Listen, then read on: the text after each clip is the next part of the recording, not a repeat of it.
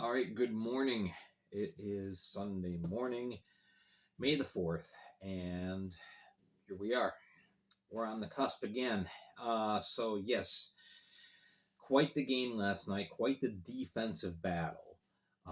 And there's a couple other things I want to address as well with this game.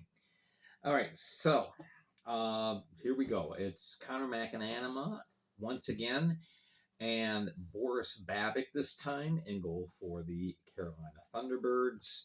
And we ended up with, kind of a different result, but unfortunately for Carolina fans, you're still on the short end. So, yeah, 1-0, and Binghamton takes the 2-0 lead. They can close this out again this upcoming Friday, Game 3 up in Binghamton, 7 p.m. Eastern. All right, so we mentioned that the goaltenders were large and in charge, as can be noted by the shots on goal compared to the scoreboard. 85 shots on goal, 1 goal. So both McAnanama and Babic were fantastic. Both made really incredible saves. Babic at one point was in a seated position, still managed to get his glove out to make a save. At one point, McAnanama was on his backside with 2 people on top of him, and he makes a glove save. Absolutely fantastic by both goaltenders. And so we ended up with a very low scoring game. All right, so nothing happened in the first as far as scoring. One of the big keys of this game, though, was that Binghamton 3 times called for a minor in the sin bin in that first period. Carolina could not convert. 0 for 3 on the power play in that first period. Shots were 17-12 in favor of Carolina. Carolina played much better overall in Game 2 compared to Game 1. A lot more speed. The sticks were a lot more active, both offensively on the forecheck and defensively. Both teams back checked really well. It was a really good game.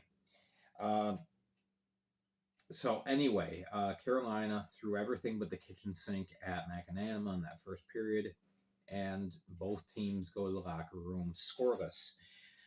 In the second period, there's a little bit of a mess. 5 minutes in, a couple people get sent to the box each team. That was about the feistiest we saw either team last night, or in the series for that matter.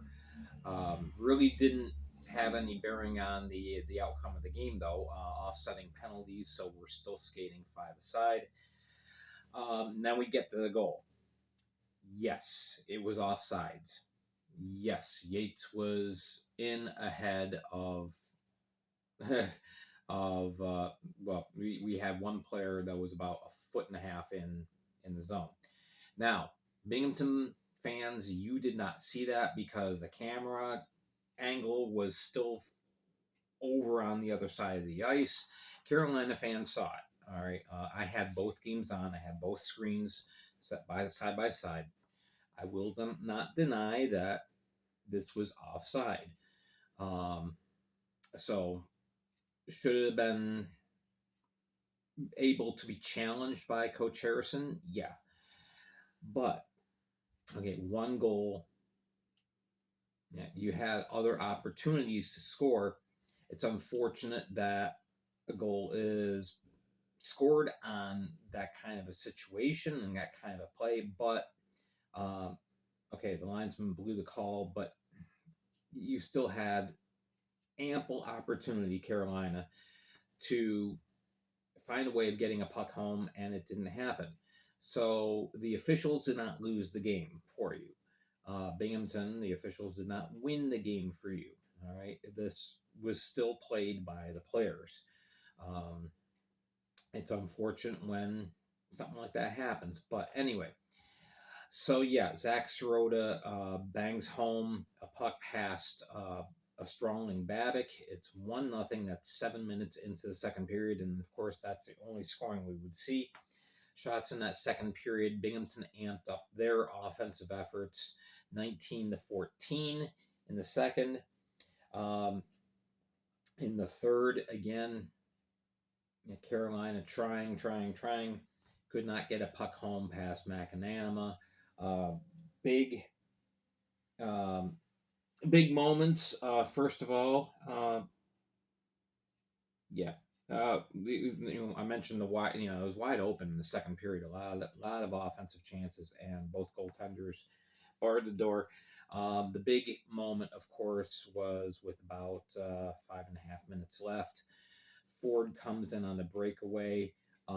It looked like McAnanama got the leg out, made the kick save.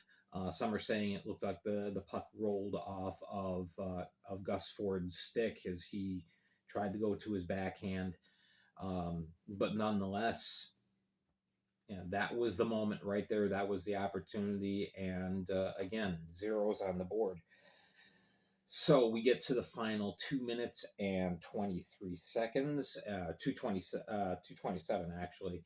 Uh, Babic is pulled for the extra attacker.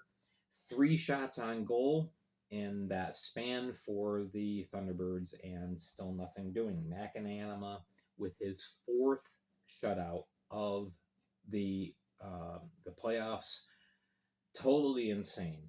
He's 6-1, an 0.72 goals against, and a 974 save percentage.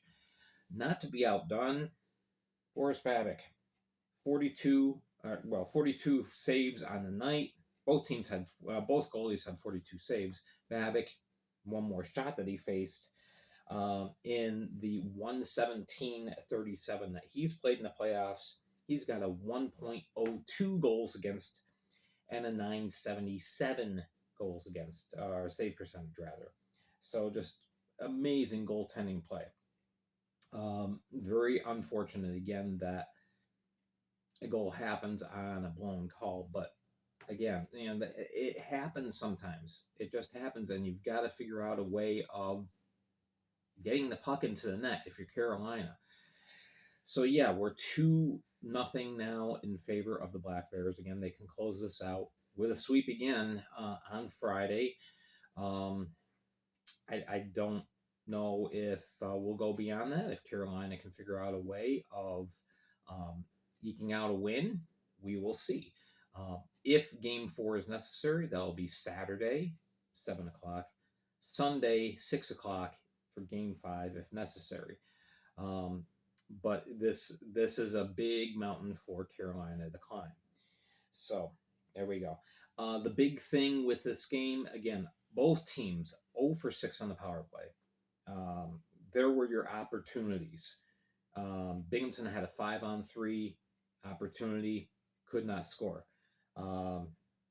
Carolina 6 power play opportunities, could not score. Extra attacker situation for more than 2 minutes, could not score. This was just a defensive struggle. When you boil it down, it's not because an official blew a call. This was just good, hard-nosed, fast, skilled hockey. Both defenses, fantastic efforts. Both defensive groups really played outstanding. Carolina played great in the first game. It's just those 4 turnovers. And that was the difference in Game 1. Game 2, the defense and the goalies are the difference. So that's the bottom line. No excuses, no anything else going on. All right, so that is it. Obviously, with a low-scoring game, we don't have a whole lot to talk about, but we definitely will see in Game 3. It's definitely going to be McAnanama versus Babic, round 2. That much is certain. So anyway, I hope to see some of you Carolina fans in Binghamton on Friday. I will be there. I will try and get over to your guys' section and meet some of you guys. I'll do my best to help you feel welcome and, you know, in a good environment and all that. Coming up this week, just want to mention really quick, tomorrow, which is Monday, two teams are going to be announcing their names and jerseys and logos and all that kind of stuff. Both PD and Topeka will be making their announcements. Let's see, it's Eastern time. It's 2 o'clock for Topeka, 3 o'clock for PD. So Tuesday, we will be talking about that on News and Notes here on YouTube. So make sure you tune in for that. We will have on Thursday, I will have an analysis and preview of the series so far and previewing Game 3 on the Flash Audio Network. And then we have our Friday game. So that's our week ahead. Yeah, I'm scaling back. I'm going to be taking a 2-week break after the finals are over, except for on Facebook. I'll still post stuff on Facebook, but I'm not going to be putting out any videos or audio podcasts for about 2 weeks. And take some downtime, and then we will get back into it once we hit June. All right, so I want to thank you all for watching, for tuning in, for your support. Make sure you're following me on Facebook, Flash Audio Network, as well as here on YouTube. When this year started, I was hoping to get to 2,500 followers before the end of the year. I am now 3 people short of 3,500. So thank you all for watching and your support and for listening. Appreciate it. All right. I'm Gary Ryan for the Fed League Flash, and we will see you Tuesday right here for News and Notes.